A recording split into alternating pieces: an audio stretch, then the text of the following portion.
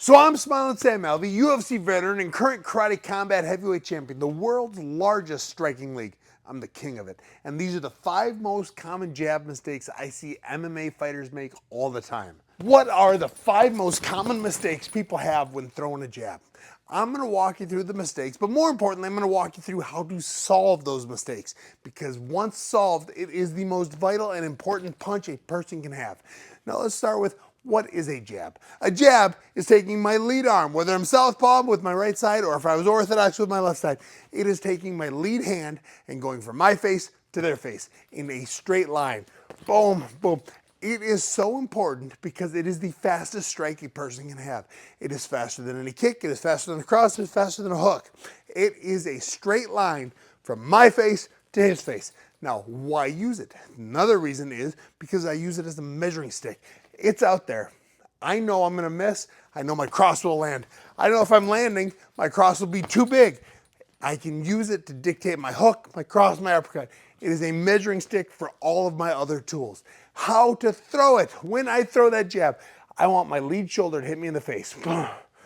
It is protecting my jaw as I throw that jab. Now, the jab goes out, the jab comes right back. If I want to get my feet involved, I can get a big stiff jab, move that lead foot with it. As I'm throwing that jab, boom, make it a bigger punch, getting my foot involved. Now, it doesn't have to be a big punch. It doesn't have to be a knockout shot. I can just make contact, just trying to let him know that I'm still there, trying to figure out when I want to throw my big cross. That jab can be used to measure all of it. Now, what kind of stance should you use when throwing the jab? If you're right-handed, you want to be left foot forward. You're putting the power hand in the back, which means your left hand is your jab hand. If you're a southpaw, if you're left-handed, vice versa. We're putting the power hand, the big, strong left hand in the back, and keeping that stiff, quick, fast jab up front. Those are your stances. Southpaw, right hand and foot forward. Orthodox, left hand and foot forward. Now, I am a Karate Combat Champion, I am a UFC veteran, and I spent most of my adult life competing in martial arts. What I want to walk you through now are the different stances. Boxing, both of my toes are pointing off to the side. I'm staying a little less square than I will in everything else because I don't want my body to get hit. I don't want my body to be as big of a target. Now, Muay Thai, I'm going to square up my stance a little bit because I want to be able to open up for all my kicks. Now, MMA, even wider than Muay Thai. I'm staying really square because I have to be willing to sprawl. That's the different stances. It also dictates how fast my jab is. If I'm very boxer-like, my jab is coming down straight from the side of my body. If I'm Muay Thai, my jab is going to be a little bit higher because I want to be able to open up for those kicks. Now, MMA, what we're talking about most of the time, nice and square. It's very easy because the gloves are smaller than both boxing and kickboxing. Boom, to sneak it right in. There's that opening between the gloves. That's where I'm aiming. Every time I'm throwing that jab, I'm trying to sneak it just between the gloves. Now, the mistakes I was referring to. There are 5 big ones. You see these all over the place. You see even UFC fighters making this mistake. I'd be lying if I said I didn't make it, but I practice every day not to make them again. Big one is my fist doesn't return my face. You will see time and time again, a person will throw that jab and the hand will come down. It is a terrible habit to get in. As I throw it, if it comes back down here, that means my opponent knows where they can attack. If I continuously throw it and it protects my belly, I often say, don't protect your belly, protect your face, don't protect your boobs, protect your face. If my fist is coming down, my opponent will be able to time it, and after every jab, they'll be able to counter and drop me. So I want to keep that jab up. That's the solution. I throw that jab, I protect myself with my shoulder, and immediately it comes back to my face.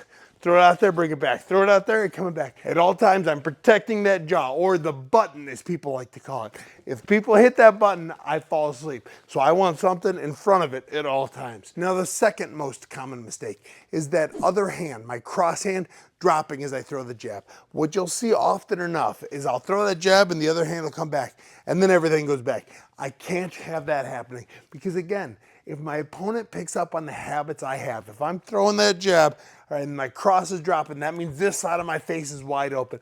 My opponent will start timing it. I need to, with every punch, throw it and keep this fist right where it belongs.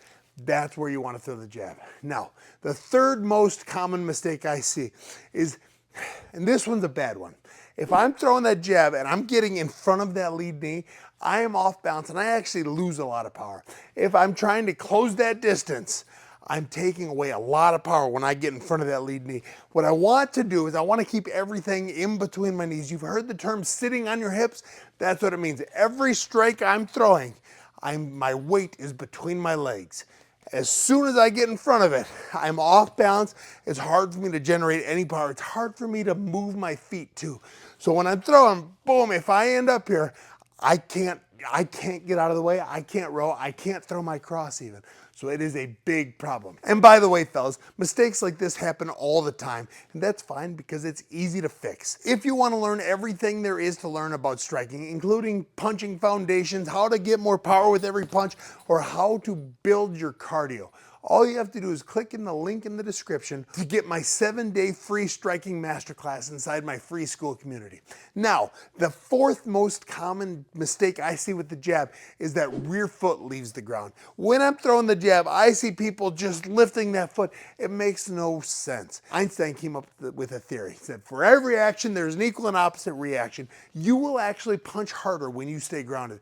As soon as the foot comes off the ground, there's less power going into my punch.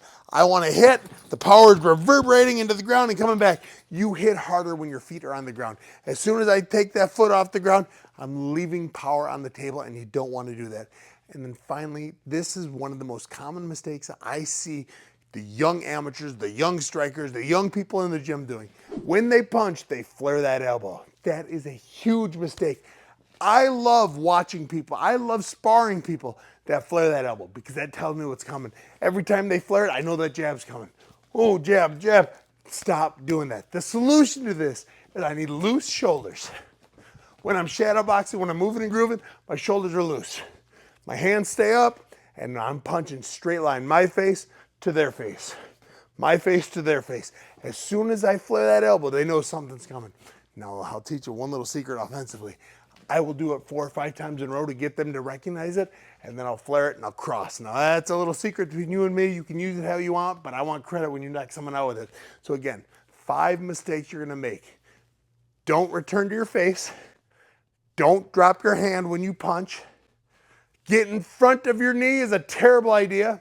Lifting that back foot is a bad idea. And flaring the elbow gives away your game plan. Now, if you like this, click the follow button. I want to show you everything there is to know about fighting. And more importantly, click the link in the bio, click the link in the description, and I will show you everything there is to be a good striker, a UFC level striker, a karate combat world champion kind of striker.